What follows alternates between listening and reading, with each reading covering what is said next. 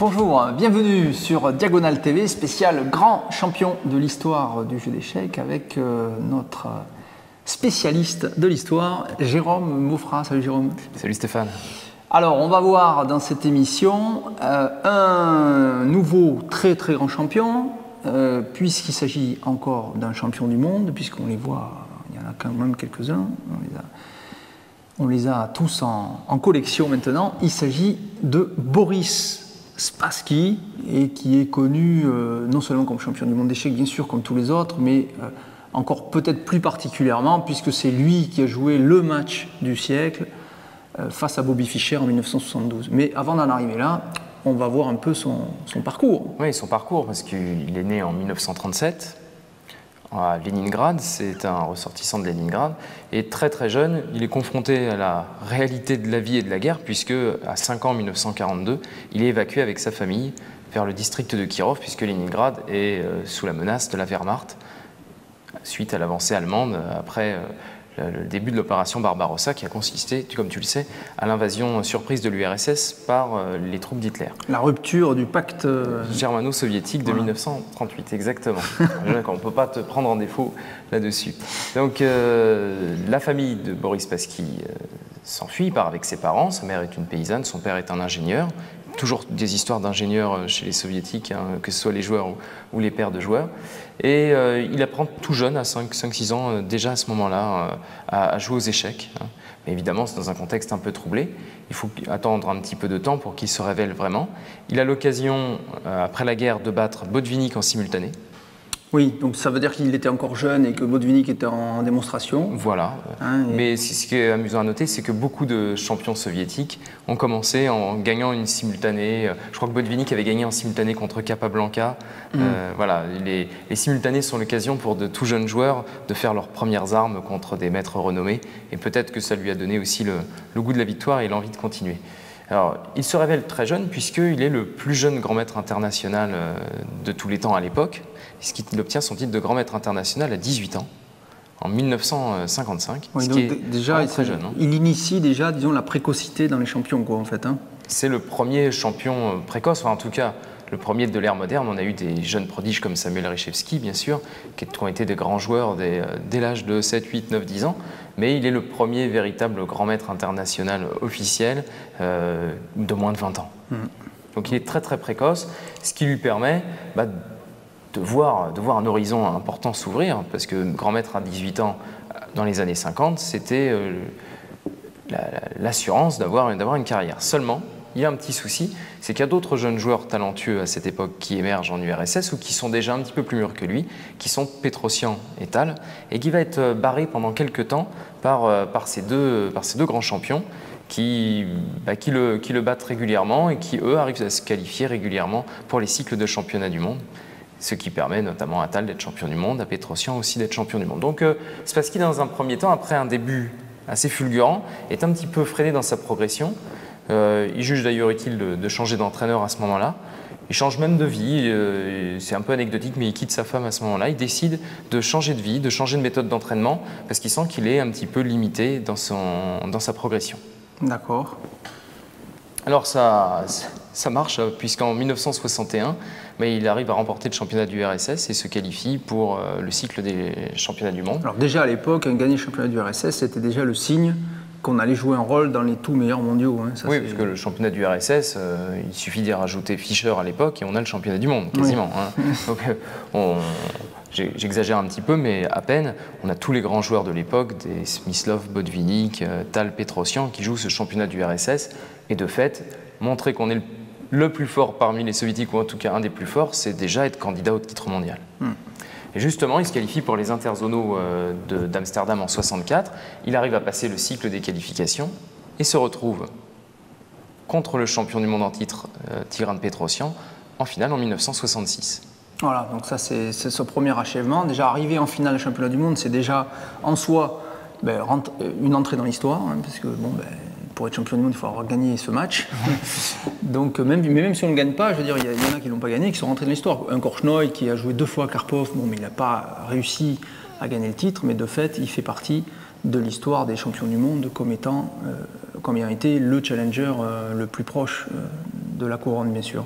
Donc il joue Petrosian dès 66. Dès 66, bon, Petrosian est encore au sommet de sa forme et puis Spassky n'est pas encore tout à fait arrivé à maturité et il doit baisser pavillon devant l'Arménien, mais ne se départit pas de sa persévérance et 3 ans après, en 1969, il rencontre à nouveau Petrosian en finale du championnat du monde après s'être qualifié et cette fois-ci il ne laisse pas passer sa chance et il bat Petrosian et devient champion du monde. Donc ça c'est fort parce qu'on est à une époque où Petrosian est considéré, bon, bien sûr il est champion du monde, mais surtout il est considéré comme le joueur le plus solide de l'histoire. C'est le joueur qui perd le moins de parties, qui est considéré comme un bloc défensif indépassable.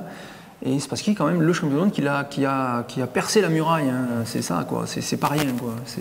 C'était quand même une grande réussite. Oui, puis on pourrait dire d'une certaine façon qu'il a levé une chape de plomb, puisque toutes les années 60 ont été quand même assez dominées par Petrosian, dont le style très défensif a fait des émules, parce que finalement, quand un champion du monde est très défensif, beaucoup de joueurs se disent c'est sûrement la meilleure façon de faire. Et on peut dire que Spassky a aussi ouvert la porte à des échecs peut-être plus dynamiques. Oui, clairement. Oui. On peut dire que de Spassky, effectivement, qu'il est le précurseur de l'ère moderne où finalement c'est le dynamisme qui va l'emporter. Le dynamisme, c'est finalement la voie moyenne entre le trop défensif et le trop offensif. C'est la moyenne entre les hypermodernes et les romantiques, j'ai envie de dire. C'est vraiment la bonne. C'est ce qui a été considéré longtemps comme la bonne technique, qui va exploser avec Fischer, qui va être suivi par Kasparov, les Anand, etc. Ce sont les joueurs dynamiques qui sont héritiers de cette voie du dynamisme dans les échecs. Boris Spassky a marqué l'histoire. Il n'est pas resté champion du monde très très longtemps, puisque en 1972 se dresse devant lui un concurrent très très sérieux, puisqu'il s'agit de Bobby Fischer, qui s'est qualifié en battant en quart de finale Bent Larsen 6-0, en battant Taimanov en demi-finale 6-0 et en battant en finale Petrosian 6-2. Donc c'est un Américain en pleine forme, en pleine ascension, et qui a fait un retour fulgurant dans les échecs que doit affronter Spassky. Spassky qui n'est pas spécialement effrayé par le match parce qu'il avait un résultat positif contre Fischer à ce moment-là. Oui, c'est vrai. Donc il se disait qu'en définitive, il n'y avait pas de raison. Lui-même était champion du monde, il était au sommet de sa forme. Donc l'affrontement valait le coup d'être joué. En tout cas, il ne se sentait pas battu du tout d'avance. Mais un match rocambolesque. Il faut quand même oublier ce match qui a fait la une des médias du monde entier. Alors avec bien sûr toutes les revendications de Fischer qui a imposé ses conditions. Déjà, en plus, même le lieu du match a fait l'objet de tractations. A fait l'objet de longues tractations. Les joueurs ont pensé à Belgrade dans un premier temps. Bon, ça convenait à Spassky qui aimait bien la Yougoslavie. Fischer aimait beaucoup la Yougoslavie, en dépit du fait qu'elle se trouvait plutôt du côté soviétique, mais elle avait une relative indépendance et surtout les Yougoslaves sont très fans d'échecs et comprenaient bien et aimaient le jeu de Fischer. Donc les deux se sentaient bien jouer à Belgrade et puis finalement ça ne s'est pas fait. Le match, il a été décidé qu'il se jouerait à Reykjavik. Très très longtemps, on n'a pas su s'il allait véritablement avoir lieu ce match. En pleine guerre froide. En pleine guerre froide, on est à un des sommets, une des apogées de la guerre froide. La tension entre les soviétiques et les américains est très très forte. Le danger nucléaire est dans tous les esprits. Dans tous les esprits. Les soviétiques sont très très raides sur leur position. Pour eux, perdre le championnat du monde d'échecs contre un Américain, c'est absolument inconcevable à ce moment de l'histoire. Oui. C'est absolument inconcevable, d'autant plus que les médias, pour une des premières fois, les grands médias s'intéressent à ce match qui apparaît comme un zoom sur la guerre froide.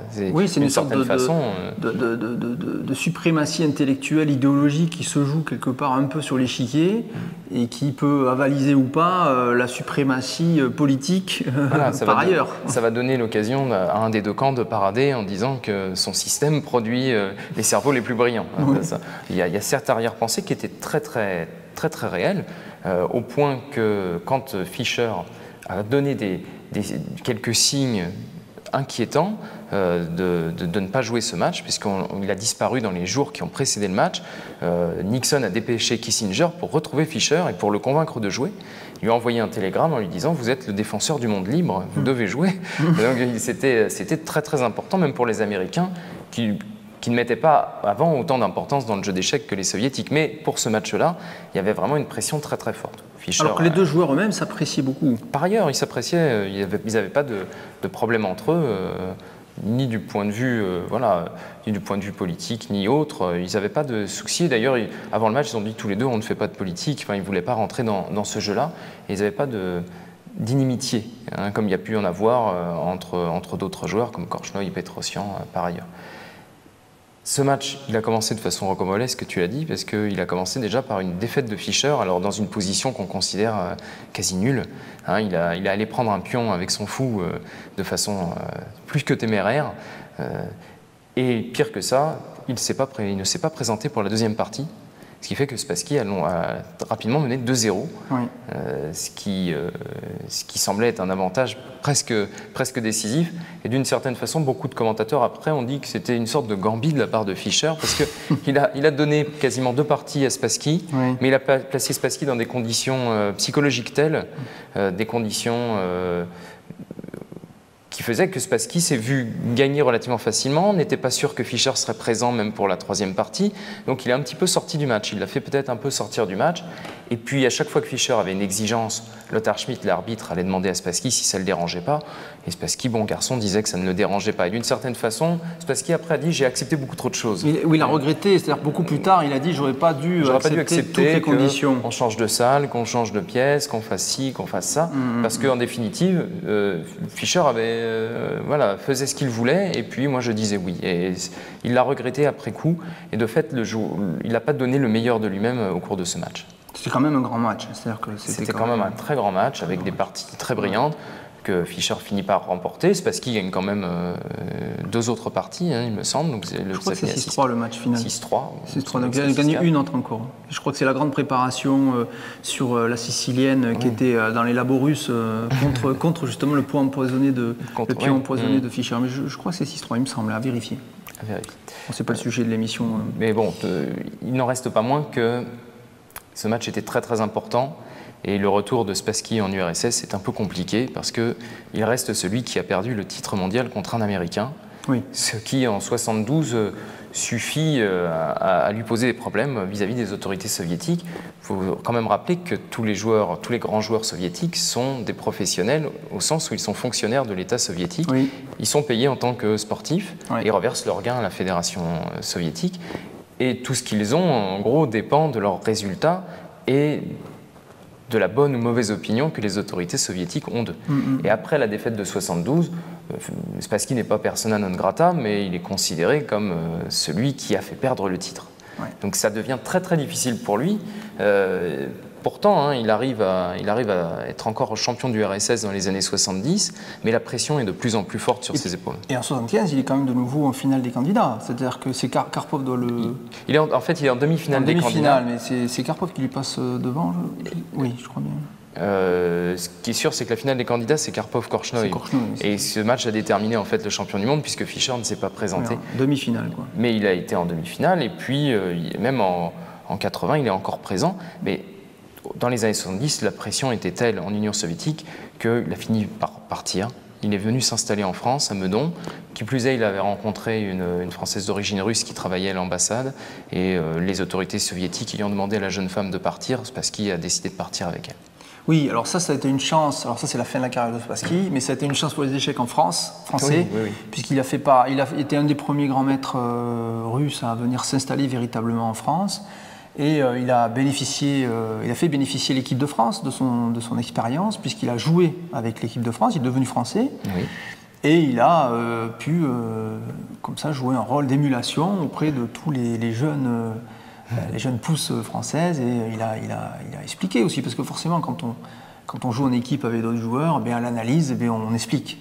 Et ça, c'est des choses précieuses qui ne peuvent pas se transmettre facilement quand ceux qui savent sont en Russie. C'est mieux que quand ceux qui savve sont pas loin. Oui, parce que l'émulation entre grands maîtres soviétiques, elle est évidente. Hein. La plupart des champions du monde ont eu pour entraîneur un ancien champion du monde. Oui, il ne faut pas oublier qu'à cette époque-là, en plus en France, on n'a pas de grand maître. On n'a même pas de maître. Il n'y a pas encore de maître, puisque Aldo Haig, qui est le premier maître international français, je crois, qui réalise sa 3e norme de maître international en 1978. Oui. Donc quand Boris Spassky arrive en France en 1975-76, il n'y a pas un seul maître international. Rien du tout. À telle enseigne que, on en a cherché, il n'y a aucun joueur français qui ait joué contre Bobby Fischer.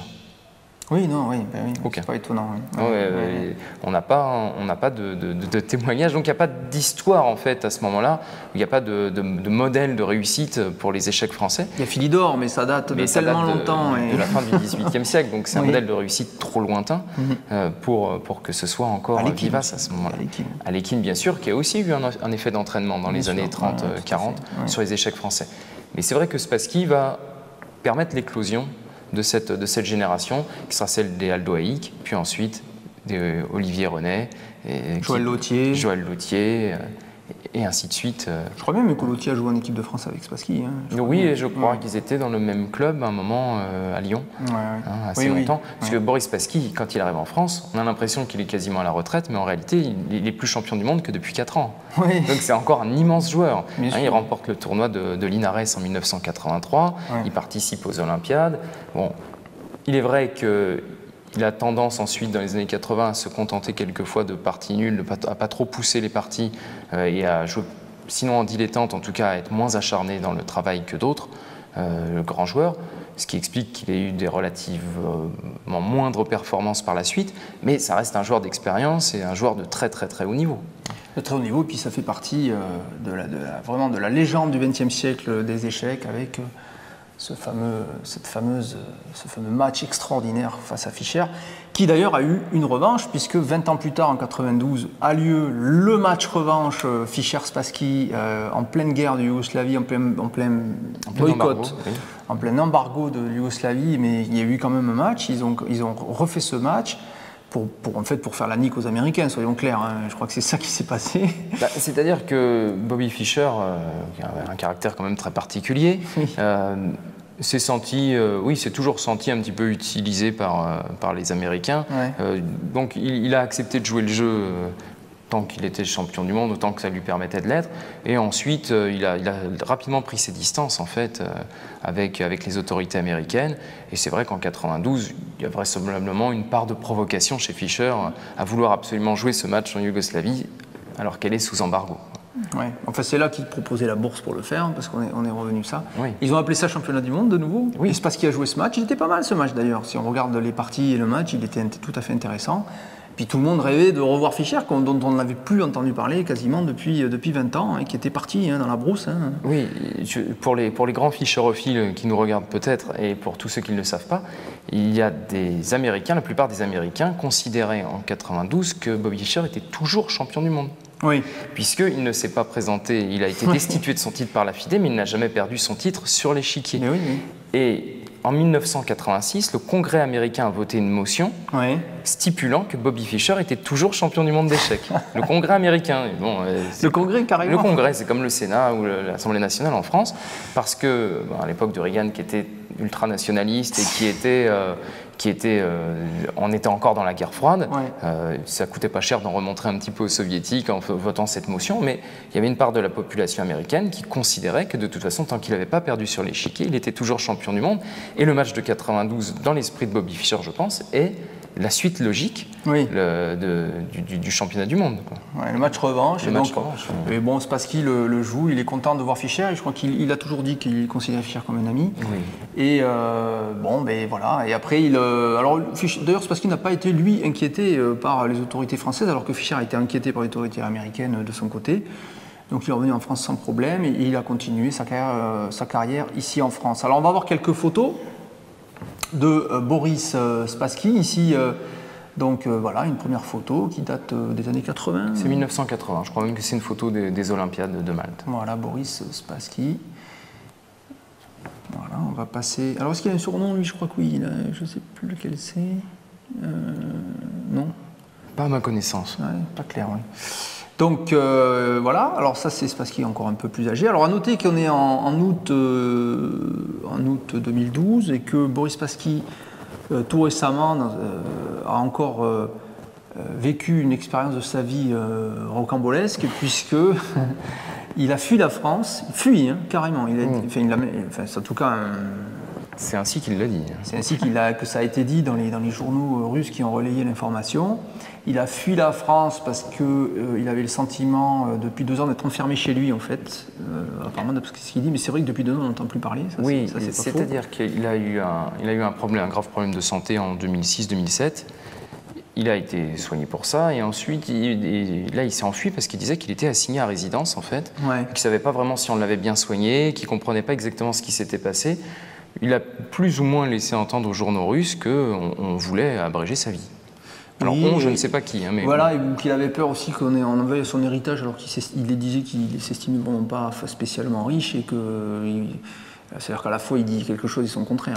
Bon, bref, mais il semble avoir vécu une période un peu particulière parce qu'il a donc quitté la France. Voilà, c'est tout récent. Ça date de quoi? Il y a quelques jours. Il y a 2 semaines. Et qu'il se retrouve de nouveau maintenant en Russie. Alors bon, il faut dire qu'aujourd'hui on vit aussi une période avec des tensions internationales particulières. Mais voilà, donc Spassky, un nouvel épisode de sa vie rocambolesque dont la biographie sera sans doute très intéressante s'il l'écrit un jour. On attend la sortie de son autobiographie. De sa bio, oui. Ouais. Donc ça sera tout à fait intéressant. Et voilà, enfin, une photo encore donc, de Boris Spassky, donc voilà. Très grand joueur, bien sûr. Photo des années 80, là. Ça doit être 1984, il me semble aussi que c'est aux Olympiades sous les couleurs de l'équipe de France. Voilà, donc on va revenir sur le plateau et puis je vais passer sur notre échiquier pour voir cette partie du championnat du monde entre Boris Spassky et Petrosian, évidemment, parce qu'on regarde une partie où Spassky, évidemment, a ravi le titre de champion du monde à Tigran Petrosian, qui le détient à ce moment-là depuis 6 ans, puisqu'il le détient depuis 63. Et donc Spassky arrive en finale dans ce cycle de championnat du monde face à Petrosian, et on est en plein match avec Spassky qui a les blancs et qui ouvre le jeu par E4. C5, alors pas très habituel chez Petrosian et qui choisit la défense sicilienne, qui est une ligne de jeu plutôt tendue, voilà. Tranchée, alors qu'on le connaît plutôt pour le louvoiement, la prophylaxie et des coups tranquilles. Voilà, donc plutôt des françaises ou à la limite des Caro-Can sont plus dans le style peut-être de Petrosian, mais il a joué des siciliennes bien sûr. Aussi.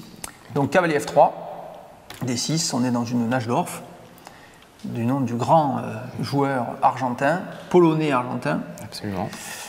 D4, C prend D4, cavalier prend D4, tout ça est normal. Cavalier F6 attaque le pion central, il faut le défendre, donc cavalier C3 le défend.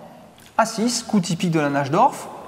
L'idée étant d'empêcher bien sûr les cavaliers blancs de pouvoir on empêche tout contrôle, toute possibilité de venir, y compris avec le fou sur la case B5, et puis on prépare aussi la poussée B5, qui est un thème classique. L'idée de B5 aussi, c'est de jouer B4, attaquer ce cavalier, qui devra bouger, et donc pression sur le pion central. Tout est là.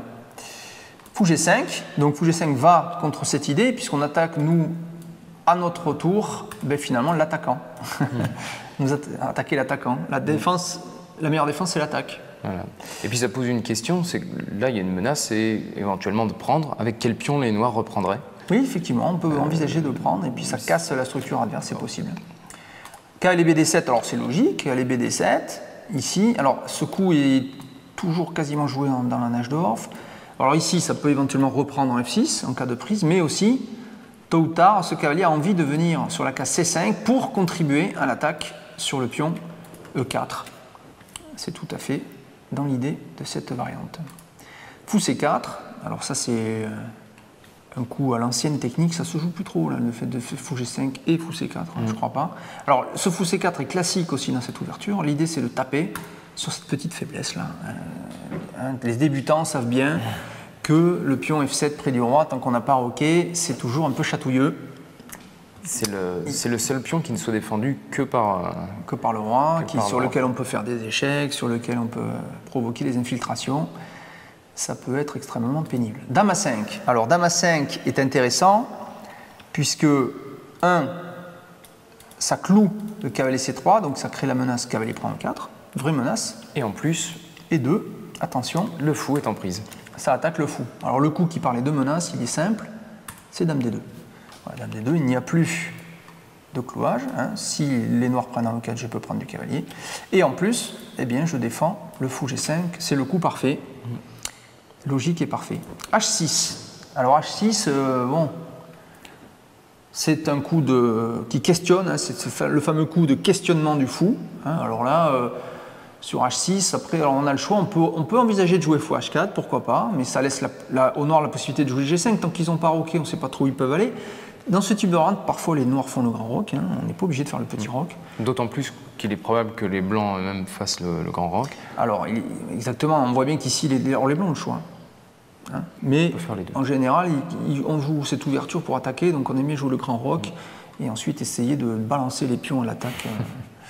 H6, donc là, lui, c'est parce qu'il joue, je dirais, version développement rapide, puisqu'il fait carrément fou prend F6. En faisant ça, il ne perd pas de temps. Non, parce que s'il joue fou H4, il laisse les noirs choisir un autre coup. Là, il prend tout de suite. Cavalier prend F6. Grand roc. Voilà, très bien. Donc là, alors là, les blancs ont fini leur développement. Voilà. Les tours sont liés. On a une belle position centrale, un joli pion. Regardez que le centre est bien contrôlé par les blancs. On a une belle diagonale ici pour le fou. Et bon, ben, on a souvent envie de jouer encore roi B1 parce que ça permet de bien contrôler tous les pions et de mettre le roi à l'abri de toute possibilité. Ceci dit... avec le fou C4, ça va encore. Hein. Ouais, le fou, exactement, le fou C4 contrôle A2, le cavalier aussi, mais il n'y a pas que ça. C'est comme on a joué H6, on n'a pas peur de coups de fou en H6 qui feraient des échecs ultérieurs. Donc c'est pas forcément pressé de jouer des coups comme roi B1, même si c'est souhaitable. Mais surtout, bon, ben, je pense que le plan des blancs maintenant va pouvoir s'éclaircir. Est-ce que je vais jouer au centre? Est-ce que je vais tenter, pourquoi pas, des coups comme F3, G4, H4, et puis essayer de percer ici de ce côté, de faire des ruptures? C'est un peu long, hein, parce que tout ça est loin. Donc il faut jouer beaucoup de coups de pion. Voilà, mais en tout cas, les blancs vont pouvoir commencer maintenant à indiquer leur plan, hein, puisqu'ils ont fini.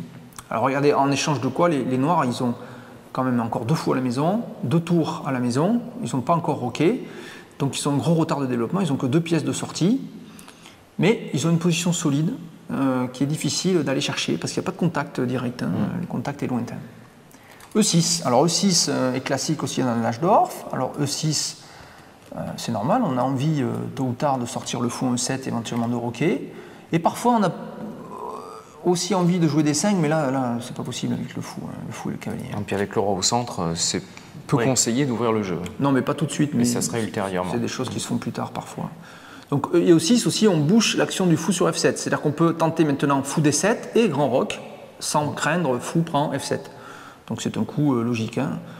Alors à noter que le pion D6 est à moitié faible dans cette variante puisque bon, ben, il n'est pas protégé. Hein. C'est une cible. On a 2 pièces lourdes contre lui, mais il y a un fou qui suffit.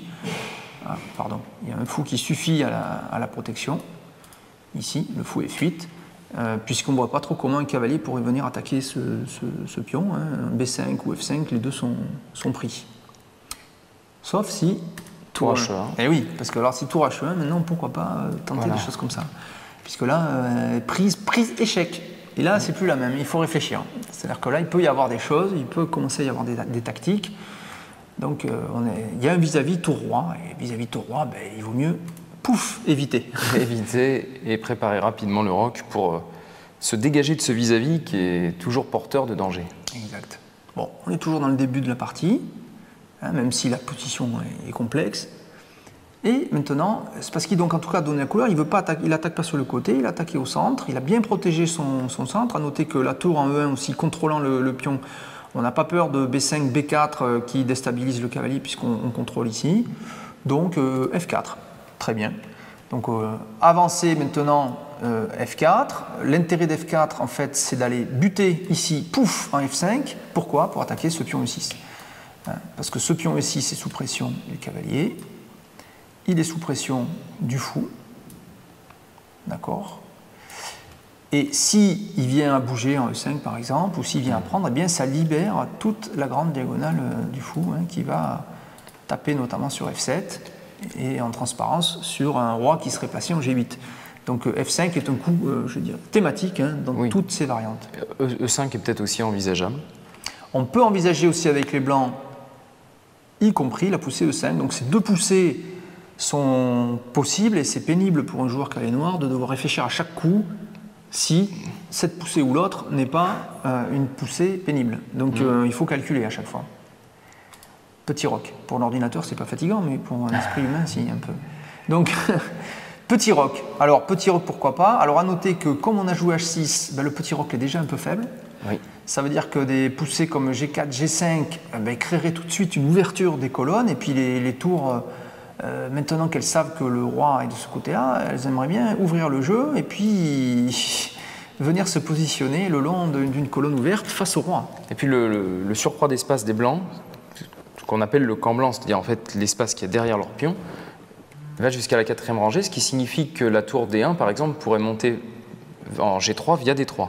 Exact. D1, D3, et puis G3 pour doubler. Voilà, ou la tour E1, on peut venir effectivement tout à fait en E3 et coulisser, soit en H3 parfois, soit parfois en G3, et créer des menaces après, des attaques par-dessus, en fait, ces deux pions. C'est-à-dire on se place au-dessus de ces deux pions pour venir coulisser, attaquer. On n'est pas obligé d'aller casser d'abord pour se mettre derrière. On peut aussi attaquer sur la 3e rangée.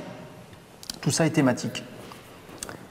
Donc fou B3 avant, c'est parce qu'il ne se presse pas, il consolide d'abord sa position, c'est un coup prophylactique. On évite de se faire chasser le fou. À noter aussi que le fou C4 était ce qu'on appelle en l'air, ça veut dire donc potentiellement en prise.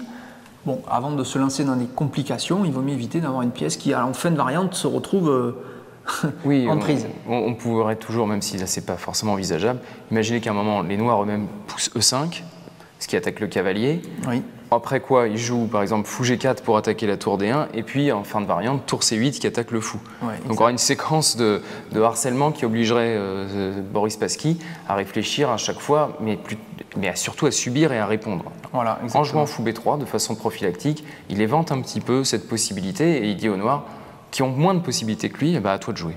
Exact. Donc ici, le coup suivant de Petrosian est un coup aussi thématique dans cette position. Il joue tour E8. Alors, tour E8, alors c'est un coup classique. Alors quelle idée tour E8? Bon, ça peut contribuer à la défense de E6, ça c'est vrai. Mais aussi, ça libère la case F8 pour le fou, ou parfois même la case F8 pour le cavalier. C'est-à-dire qu'on peut aussi envisager, dans certaines configurations, de mettre le cavalier ici pour protéger les cases près du roi, le fou, le cavalier. Donc c'est un coup à la fois de centralisation de la tour et aussi de dégagement. On ne la met pas en D8 parce que peut-être qu'on a envie de mettre l'autre tour plus tard en D8, donc on ne veut pas surcharger les cases. Donc roi B1, alors ça on l'avait dit tout à l'heure, on aime bien dans ce type de position mettre le roi B1, même si là je ne suis pas sûr que ce soit vraiment... C'est de la prophylaxie de prophylaxie. Oui, oui, voilà, c'était vraiment histoire de bien préparer la suite parce que... Bon, ce n'est pas une absolue nécessité. Bon, à noter quand même que vu qu'on a joué H6, on peut avoir maintenant qu'on a joué fou E7, un point d'appui ici, c'est-à-dire que si on affaiblit en jouant F5, il y a un clouage pénible. Ou si les noirs jouent E5 eux-mêmes, ils pourraient faire sortir le pion pour faire bouger le pion F4. Voilà, si on joue E5, on va faire bouger ça et ce fou peut se trouver bien placé en G5. Donc il vaut mieux éviter des clouages qui seraient des mauvaises nouvelles. Hein. Donc fou F8. Maintenant que les noirs voient que de toute façon on ne peut pas clouer, ils mettent, comme on a dit, le fou. Donc on l'a vu que ce coup était bien un coup de dégagement. Hein. On dégage et vous voyez que la tour est bien là maintenant, elle fait un vis-à-vis. Les noirs ont amélioré leur position, mais on peut dire quand même que les blancs ont atteint un bon potentiel de développement de leurs pièces et de leur structure de pion. Ah mais tout est développé chez les blancs. Tout est développé, tout est protégé ou surprotégé. Il n'y a pas de point d'entrée dans le camp blanc. A2, B2, C2, tout ça c'est protégé et surprotégé. Du reste, il n'y a que la dame A5 qui pourrait créer un semblant de menace. Maintenant, c'est l'heure du coup qui initie une autre phase de jeu. Exact, c'est l'heure de dire quelles sont nos intentions réelles. Voilà. Eh bien, l'intention Spassky, elle est claire, G4. Voilà. Alors ça, c'est un coup très fort, alors c'est un sacrifice de pion, puisque le pion est en prise, on peut envisager de le prendre avec le cavalier, mais surtout, ça menace d'aller jouer G5 et menacer tout de suite une prise en H6, l'ouverture de toutes les lignes face au roi. Et après, on peut commencer à ramener les tours maintenant qui ont fini leur travail au centre, pourquoi pas, pour y revenir sur le côté. On peut aussi envisager des manœuvres comme tour E3, tour G1, puis la tour G3 qui vient, et pouf, deux tours. En G3 ou en H3, au choix, suivant la situation. Et on veut aller mater le roi, sans compter que la dame est en embuscade. Le fou contrôle une diagonale. Attention, le potentiel d'attaque blanc est très fort. Oui, parce que là, sur une poussée G5, on aurait par exemple, si pion prend, Alors, imaginons que les noirs jouent un coup comme fou D7 par exemple. Voilà, admettons. On joue G5. Alors, regardez, bon, ben, la prise est quasiment forcée. Prise. Où va le cavalier déjà? Pas clair. Hein. Imaginons qu'il aille aller en G4, pourquoi pas. On peut déjà pousser peut-être G6. Ah ben voilà, c'est ça. Alors, on peut pousser G6, pourquoi? Parce que bon, on donne le pion bien sûr, mais surtout, regardez, on a pouf et derrière le fou qui, par transparence, va créer une attaque. Hein. Alors regardez, c'est très très fort. Donc si on prend là, on déloge le roi. Et si ce sont les noirs qui prennent, regardez déjà, on a ouvert tout le jeu sur le roi. Et il suffit de jouer des coups comme maintenant tour G1. Le cavalier ici, par exemple, va venir en E5. Et on continue l'attaque par exemple, des coups comme dame G2, des coups après comme cavalier F3 pour déloger ce cavalier E5. Et la pression est à son maximum. On peut aussi envisager les manœuvres classiques de type cavalier E2, cavalier F4. Et pouf, on va aller attaquer le pion G4. Ou des manœuvres avec dame G5 et cavalier F5. On peut aussi envisager des manœuvres comme dame G5. Puisqu'il sera prenable que par le pion G. Voilà. Bon, le jeu est fort. Hein. Le jeu est fort, il y a beaucoup de possibilités. Le jeu est fort. Donc là, Petrosian, bon, ben, il faut faire un choix. Ça ne veut pas dire que ce qu'on a vu, c'est pas jouable, mais il faut calculer. Hein. En tout cas, ça fait peur. Alors lui, il se dit, ben, bon, ok, il y a une attaque, mais au moins, ce qu'on dit souvent dans une attaque, bon, très bien, je prends le pion, je réfléchis après. Bon, donc, en faisant cavalier prend G4, Petrosian se dit, ben, au moins, bien sûr, s'il y a une attaque, eh bien, forte, je peux perdre du matériel, mais j'aurais au moins pris un pion, donc si je perds un pion, ça sera égalité. Et si l'attaque échoue, ben, j'aurai peut-être un pion de plus. Donc, il va falloir maintenant que les blancs justifient leur attaque. Il ne suffit pas de monter une attaque, il faut encore qu'elle marche. Donc cavalier prend G4. Alors dame G2 de Spassky, ça c'est pas mal, puisque donc il choisit de mettre la dame, puisque les tours finalement il les a placés au centre, il dit autant attaquer avec la dame, comme ça je garde un potentiel maximum de mes pièces, et j'attaque le cavalier. On ne peut pas jouer F5, ça serait une très mauvaise chose, puisqu'on affaiblirait cette diagonale, et ça permet tout simplement, puis on prend, et on ne peut pas reprendre, hein, puisque le fou cloue. Donc, si on joue H5, on affaiblit son roc pour rien, puisqu'on peut jouer H3 de toute façon, ce qui force le cavalier à partir, donc il n'y a pas le choix, il faut revenir. Et là, pouf, tour G1. Alors, tour G1, ça y est, bloum, bloum, et attaque. Donc déjà, on ne peut pas jouer fou E7, c'est mat.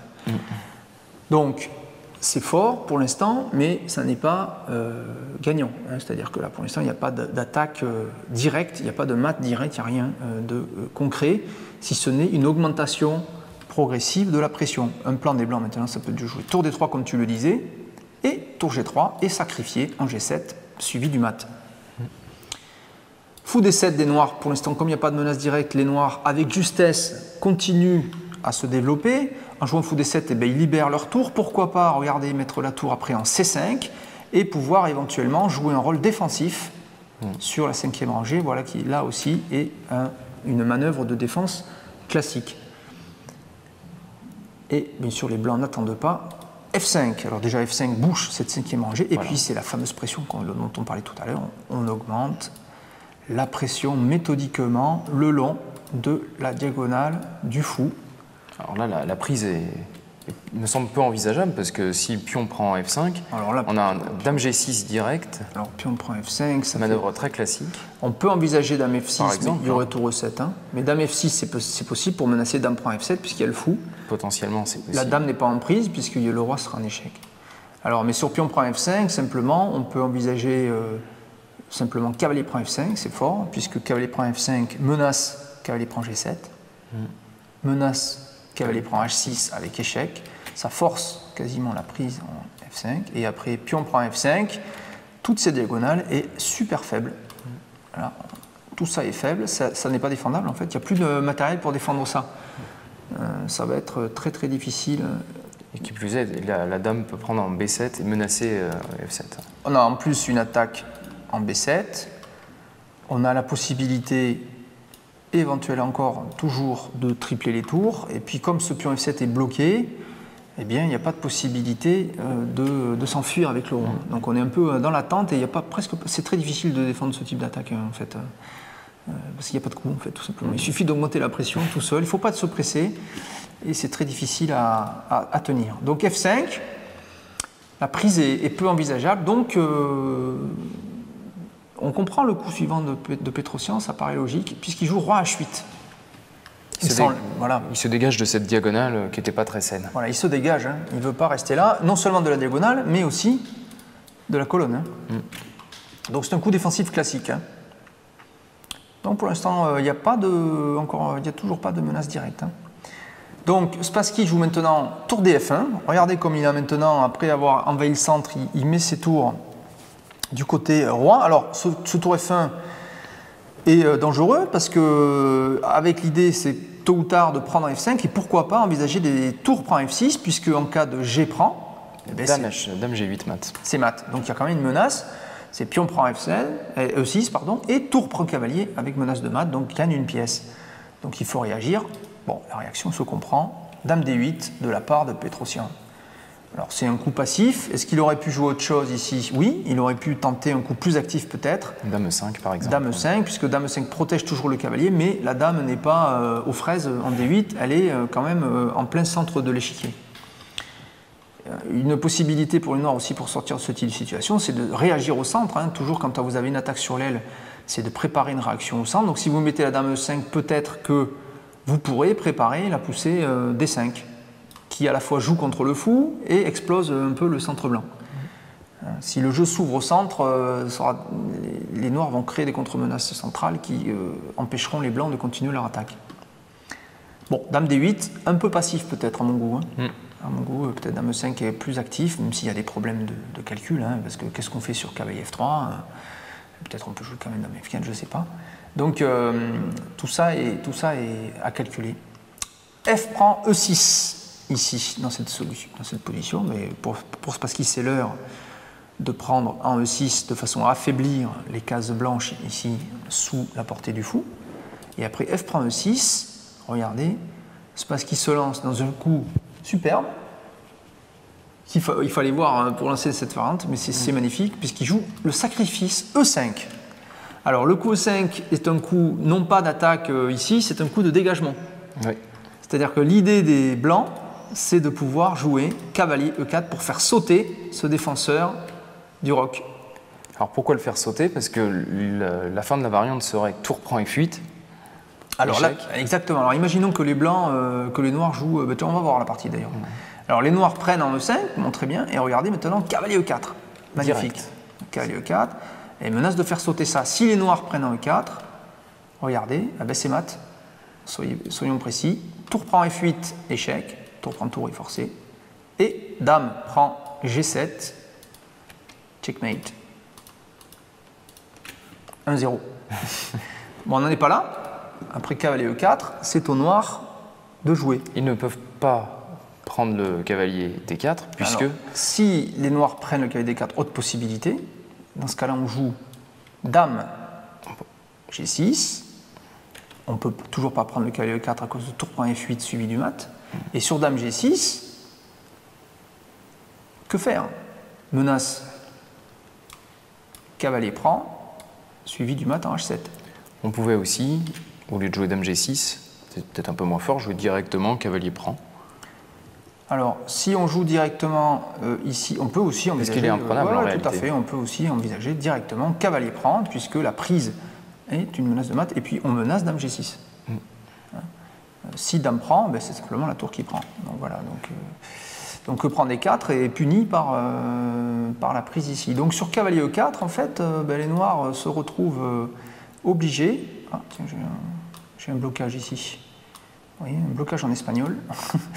Donc sur cavalier E4, les noirs sont obligés de jouer le coup cavalier ici H5, qui évite les prises en F6 et qui laisse le cavalier D4 ici en prise. Et qui permet de protéger G7, puisque maintenant si tour prend F8... Ah, maintenant si tour prend F8, on a un défenseur de la case G7. Mais c'est un peu précaire, hein, parce que c'est un défenseur qui est en l'air. Oui. Et d'ailleurs, il suffit d'appuyer un petit peu là où ça fait mal. Dame H6, voilà, dame H6, j'attaque ton cavalier, et bon, bien sûr, tu peux prendre en D4, d'ailleurs, tu n'as pas trop le choix, parce que si tu ne le prends pas, je vais gagner une pièce nette, en fait. Hein. D'accord? Donc, pion prend D4 de la part de Petrosian, et là, regardez, magnifique, alors faites-vous la main, c'est ça? Oui, alors est-ce qu'on reprend le cavalier parce qu'on a envie d'égaliser? Il y a mieux. Ou est-ce qu'on peut trouver mieux? Bon, on peut trouver mieux. Alors, qu'est-ce qu'on fait? Regardez, c'est magnifique, superbe dernier coup de Spassky après quoi Petrosian, cavalier G5. C'est énorme. Alors maintenant, il faut expliquer pourquoi. Parce que pourquoi? Là, la menace, les deux menaces très simples, c'est dame H7 mat. Alors, menace dame H7 mat. Bon, si les noirs jouent le cavalier F6 pour protéger, simplement, on fait tout ce qu'on avait dit depuis tout à l'heure, c'est-à-dire on fait tour prend, et on menace toujours mat. Hein, et voilà. Et deuxième possibilité, si les noirs prennent le cavalier G5, on prend le cavalier, mais avec échec. Donc là, il n'y a pas le choix. Donc les coups sont forcés, hein, donc c'est pas toujours difficile. C'est pas forcément difficile de calculer les coups forcés. Donc roi G8 est forcé, et maintenant regardez, il suffit de jouer dame F7 échec, et le roi va être obligé d'aller sur la colonne ouverte. Ça, c'est pas bon. Pas bon du tout. Puisqu'après roi H8, il suffit de jouer des coups comme tour F3, menace, mat. Et on peut rien faire contre ça. Voilà, les noirs peuvent toujours jouer dame F6. Bon, voilà, ils peuvent sacrifier la dame. Si on joue E5 pour contrôler avec le fou, regardez, comme on a toujours le fou en B3, c'est dame G8 mat. Si on joue G4 pour empêcher tour H3, il suffit de prendre le pion G4 et la menace tour H3 est toujours là. Voilà, donc il faut donner la dame en fait. Voilà. Mais donner la dame, on n'en parle même pas, quoi. Ça mènera au mat de toute façon en quelques coups, hein, parce que dame et tour contre roi isolé, il n'y a pas d'espoir. Vous voyez que ce coup est magnifique. Donc on ne peut pas prendre à cause de cette variante, dame prend et suivi de dame F7 qui reporte le roi sur la colonne ouverte. L'autre possibilité, donc on avait dit, c'était si cavalier F6, simplement on fait tour prend, donc H6, la prise du cavalier forcé, sinon c'est mat. Donc on prend ici le cavalier. Et simplement, on refait la même manœuvre, on revient en F3, ici, pouf, pour menacer, de nouveau, dame échec, dame F7 après que le roi est bougé, suivi du mat. Donc que font les noirs? Ils sont encore obligés plus ou moins de donner la dame. Si on joue ça pour éviter que la dame revienne en F7, on joue quand même échec, roi H7, et on peut jouer soit dame H7 suivi de tour échec, soit tour tout de suite ici, et ça y est, on ferme le cercueil, comme on dit, c'est-à-dire qu'on ne peut plus sortir et on ne peut pas empêcher le mat. C'est magnifique, hein? Superbe. C'est vraiment magnifique. D'ailleurs, cette partie, je crois que cette combinaison est une des plus connues de Spassky. Bon, il faut dire qu'elle a lieu en championnat du monde, hein, donc elle a fait le tour de la planète. C'est-à-dire que le jour, à l'époque, on reprenait les parties dans les grands journaux. Oui. Et on n'avait que ça à lire. Aujourd'hui, à l'heure d'Internet, bien sûr, on a beaucoup d'autres parties à regarder tous les jours. Voilà, et voilà comment Spassky, une des parties que Spassky a remportées face à Petrosian, qui lui donne finalement ce fameux titre de champion du monde en 1966. Et on a raconté ensuite toutes les épopées de la série de la vie de Boris Spassky, depuis son match face à Fischer, son retour en France, son rematch en 92, et puis enfin finalement sa fuite de la France en 2012 sous la pression de la finance internationale et, et des autorités russes qui cherchent à déstabiliser la France apparemment. Bref, c'est pas clair tout ça. Je suis pas parano. Non, mais il y a une légère tendance peut-être chez certains joueurs à être un peu paranoïaques. Hein. On a vu que Fischer l'était. Ils ont peut-être raison. Hein. Ils ont peut-être leur raison, ça je sais pas, mais l'histoire de Spassky est quand même assez étrange. Assez rocambolesque. Mais à l'image de sa vie hein, et de celle des joueurs qui ont connu à la fois l'Union soviétique ou alors la guerre froide et tous les problèmes qui sont liés à cette distorsion, j'ai envie de dire, du XXe siècle. Voilà, merci Jérôme de nous avoir accompagnés dans ce parcours historique de la vie et l'œuvre de notre grand champion Boris Spassky. Merci Stéphane. Au revoir. Je vous laisse à la prochaine fois dans une nouvelle émission de Diagonale TV. Au revoir. Au revoir.